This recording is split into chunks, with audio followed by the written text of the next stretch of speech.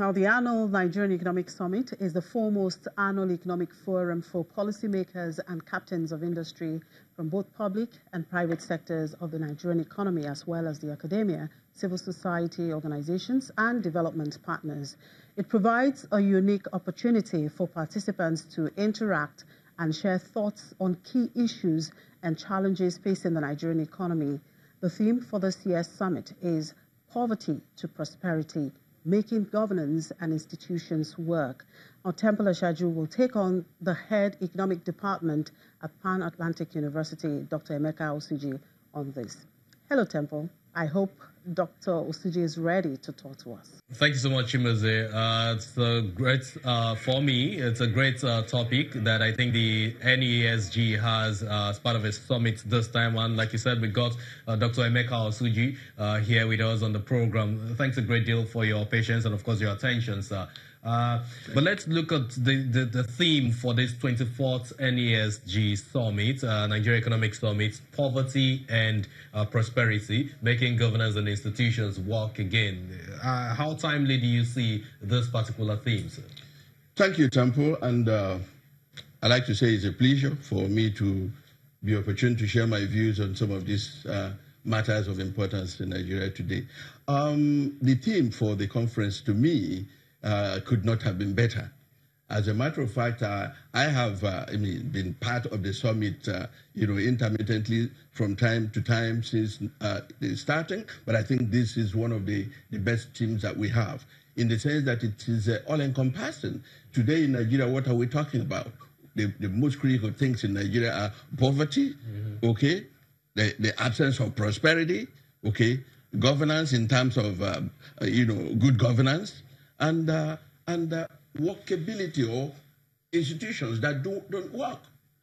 Poverty, prosperity, governance, and institutions. I think we couldn't have a better thing to discuss at this point in time. So I give kudos to those who chose the topic for the summit, and I think I hope it produces something very good for Nigerians to work upon. So citizens' dividend is supposed to be a measure of good governance. And for you, do you think we're really having enough of that in this country as we speak? Well, it is not something you need to ask. You need to look at the indices in the economy. How citizens get the dividends of governance, is by their prosperity. Nigeria has had years, forget about the slowdown in the economy now and the recession and all that. Right. Nigeria has had years of prosperity. The question you ask yourself, was this prosperity shared? The prosperity wasn't shared. We've had time when we grew at about an average of 7% for about a decade, okay? And incidentally, those appeared to me to be the worst years for Nigerians. So the issue is in government translating the benefits of leadership to the people.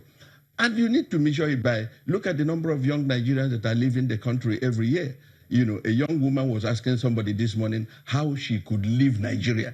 The reason for her wanting to leave is that NEPA is giving her 90,000 to pay, and she doesn't run a factory. She lives in a small flat. So, and unfortunately, sometimes we misunderstand the young people who are leaving. I have heard them being described as desperate people, And I agree completely with those who say they're desperate. The situation is desperate. Absolutely. Yes. So that's how you measure prosperity, how it's reaching the people. Young Nigerians are living every day for Canada. Okay?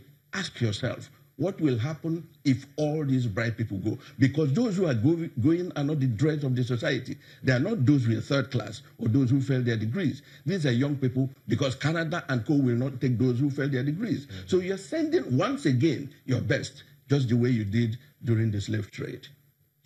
Very pathetic. But then again, let's look at what government is doing. We know recently that the World Bank Human Capital Index was released. Nigeria ranked 152 out of 157. And that's as a result of what we've been investing so far in education and the health sector, even though we know that the Minister of Budget and National Planning has been saying that we've increased what we used to allot to education in our budget to health as well as health. We've increased both now. But do you think that is enough? We don't have our institutions really working well. How do we make all of this? How do we square them up to make them work? You see, first of all, you have to understand the Nigerian condition. Part of the problem in Nigeria is that when we allocate money for a problem, we say the problem has been solved. Nigeria is allocating very little pittance to education. But the question is, how will an increase in the allocation reflect in Nigeria? Part of it is not just about spending. How many Nigerian children are out of school today? 11 million.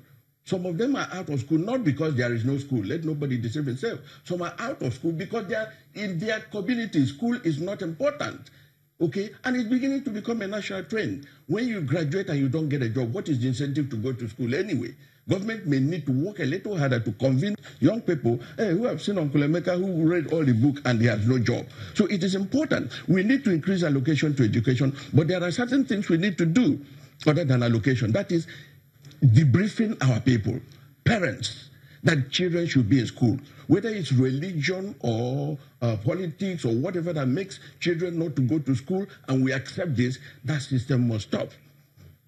We have a situation where our children are not in school. We need to improve that. It's not just merely give money. We know how money moves, okay? Money is fungible. It goes from school to pockets and stuff like that.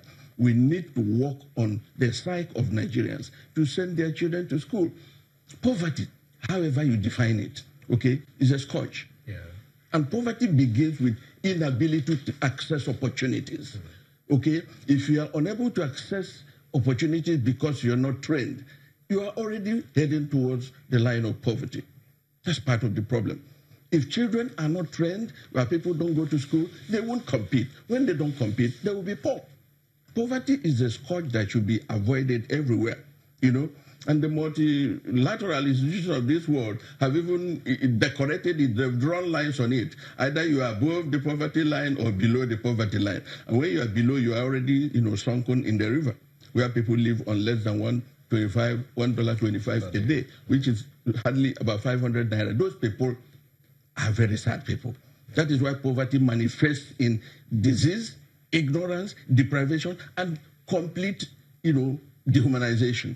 And it should be fought by any standard, beginning with improvement in education.